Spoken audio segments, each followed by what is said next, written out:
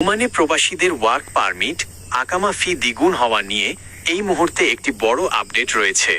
Oman সরকারের শ্রম মন্ত্রণালয় ওএল নতুন একটি টায়ার্ড সিস্টেম বা স্তরভিত্তিক নিয়ম চালু করেছে, যার কারণে অনেক কোম্পানির জন্য প্রবাসীদের ওয়ার্ক পারমিট ফি সরাসরি দ্বিগুণ হয়ে গেছে। এই সিদ্ধান্তের কারণে ওমানের অনেক প্রবাসী এবং ছোট বড় ব্যবসায়ী আসলেই বেশ দুশ্চিন্তা ও বিভ্রান্তির মধ্যে পড়েছেন। প্রবাসীদের দিশেহারা হওয়ার মূল কারণ এবং সরকারের আসল নিয়মটি নিচে বিস্তারিত দেওয়া হলো। ফি দ্বিগুণ হওয়ার মূল কারণ ওমানীকরণ, ওমানিজেশন নীতি। ওমান সরকার মূলত বেসরকারি কোম্পানিগুলোকে স্থানীয় ওমানি নাগরিক নিয়োগে বাধ্য করতে এই ক্যাট অ্যান্ড স্টিক পুরস্কার ও শাস্তি নীতি চালু করেছে। নিয়মটি সবার জন্য ঢালাওভাবে বাড়েনি, বরং কোম্পানির পারফরম্যান্সের ওপর নির্ভর করছে। কারা দ্বিগুণ ফি দেবে?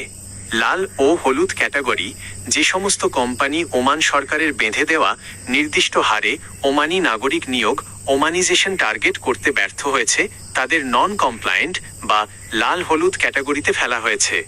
এই কোম্পানিগুলো নতুন করে কোনো প্রবাসী কর্মী নিয়োগ করতে গেলে বা পুরনো কর্মীর ওয়ার্ক পারমিট নবায়ন করতে গেলে আগের চেয়ে দ্বিগুণ 200% ফি দিতে হবে। কারা ছাড় পাবে? সবুজ ক্যাটাগরি, যে কোম্পানিগুলো সরকারের ওমানীকরণ লক্ষ্যমাত্রা সঠিকভাবে পূরণ করেছে তারা সবুজ ক্যাটাগরিতে থাকবে। তারা উল্টো সাধারণ ফির ওপর 30% ডিসকাউন্ট বা ছাড় পাবে। প্রবাসীরা কেন দিশেহারা? কাগজে কলমে এই ফি কোম্পানির দেওয়ার কথা থাকলেও ওমানের বর্তমান বাজার পরিস্থিতিতে এর সরাসরি প্রভাব পড়ছে সাধারণ প্রবাসী কর্মীদের ওপর। আকামা নবায়নের চাপ প্রবাসীর ওপর। ওমানের অনেক ছোট কোম্পানি বা ফ্রি ভিসার, আজাদ ভিসা ব্যবসার ক্ষেত্রে কোম্পানি বা কফিল স্পন্সর এই দ্বিগুণ ফি নিজের পকেট থেকে দিতে চাচ্ছে না।